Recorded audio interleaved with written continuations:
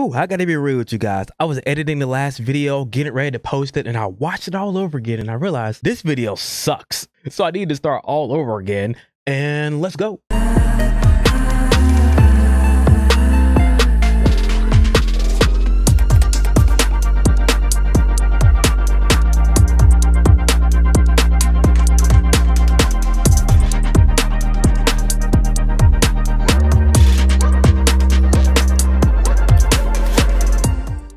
What is going on, people? It is me, JC, one of the best reacting YouTube. So the differences of the webtoon and light novel book 3 part 1. I'm going to start off with something I like to call rapid fire. There are subjects that I want to talk about but don't take a whole thesis statement, 5 or 6 minutes to talk about. I just want to talk about it and then move on. First, I want to talk about the vice president of the student council, Mr. Clive himself. Clive be simping.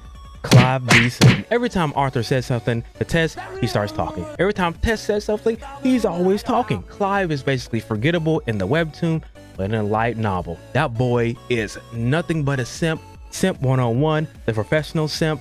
Simping has returned. He is a simp. Everybody knows that Clive likes Tessia except for Tessia. Everywhere that Tess is, my boy Clive is right here, right by her hip. He ain't leaving. He ain't moving.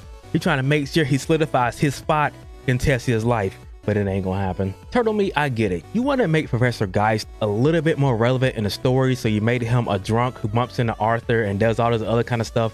But in a light novel, we just met him as soon as we got to class. And I'm not seeing why we changed his character to be even more than a douche than he was before, because I don't think it was needed. And I kind of think it just kind of wasted time. Avier is a wyvern, and we realized that we got that later in the webtoon, but it was revealed way early in the light novel when you saw Sylvie be on alert when he saw Avier and says, "Papa, that thing right there is super strong. Watch out, don't turn your back." 911. Every time that thing gets close, Sylvie's on guard. We don't see that happen to Sylvie at all during any other of the mana beasts she's around. She's always superior, but for that thing, she's like, I am not as strong as that. But how strong is Avier currently? The one thing I missed from the webtoon is the multiple perspectives of a particular situation a light novel does. If Arthur goes through something that's important, you get Arthur's perspective, and you get whatever characters that are around him, you get their perspective too, in a whole nother side story. That is great. Toby, the robot, is not in the light novel. He is webtoon only, and I get why Turtle Meat put him in here. Is because Arthur, if I'm not mistaken, in light novel did very little training and had time for very little training while he was at school, and he introduced Toby in here to kind of show and kind of improve the story and the oversight by Arthur not training. So Toby the robot, I like you, but I still think you weren't needed. Last and definitely not least, the Lances. Why in the world did you introduce the Lances so early into the story? In a light novel, during this section, the Lances aren't even mentioned. They aren't even shown at all. But then when you do mention and bring up the Lances, you tell us that Aaliyah is the weakest Lance. That definitely has a hindrance on what happens later on in the story. A 100%. I'm not sure why he did it. And now, our feature presentation. Okay, now on to things that I really give a about. Mr. Elijah Knight, he had 2 interesting things happen to him. Number 1, the diary tombs where he gave his mysterious past, and the headaches that he had that he saw the mystical King Gray above his head. Elijah Knight was 100% unequivocally forgettable except for those 2 moments in the webtoon. Yes, there were some comedic moments out there. Yes, Elijah was kind of, you know, Arthur's rival. Besides that, Elijah Knight is forgettable. Might as well not be in there. The quintessential side character. But in the light novel, Elijah Knight could have been my favorite character.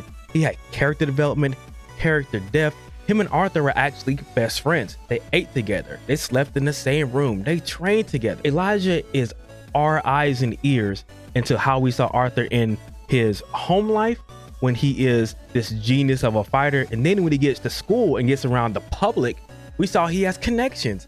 Good Sky, Curtis, Cathal, or Kathleen, whichever one you want to say, Tessia. He knows all these people in high places, and we get to see his mouth is wide open. Comedy on point.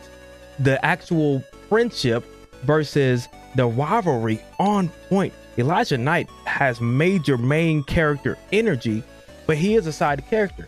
But he has so much depth in the light novel that it's almost a shame to see him in the webtoon.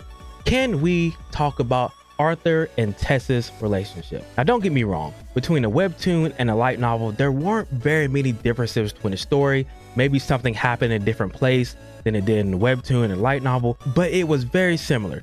But the feeling that I got from Arthur and Tessa between the light novel and the webtoon was totally different. Let's talk about the webtoon first. Arthur very much cares about Tessia. She is one of his closest friends, but at the same time, he does have that adult brain, so it seems like I might have some feelings for her. Maybe when we're older, we'll revisit this situation. But in the light novel, my God, Arthur is thinking about how much he might be in love with Tessia. Remember, Arthur has never been in love in his past life, but this is the closest thing he has to love, and every time something happens to Tessia, Arthur is running there. I mean running, getting there. He's thinking about, where's Tessia? What's Tessia doing? How's Tessia feeling? Tess. It is almost borderline obsessive.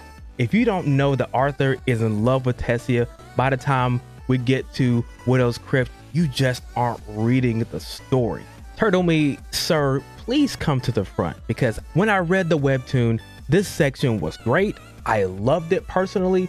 You brought in the blood magic, you brought in the influence of Alacria and Vitra so early into the webtoon that on the first read, it was great. Marquise went crazy, had the blood magic going down his spine. He was super strong. He brought in the racism. Everything was going out of control at the school. And that was my problem. Good Sky is the strongest thing that we have seen in the entire series. And if Noble's children are dying and being infected or experimented on, why in the world did it seem like you just didn't care? You should have locked down the entire school, had a full-fledged investigation of what's going on.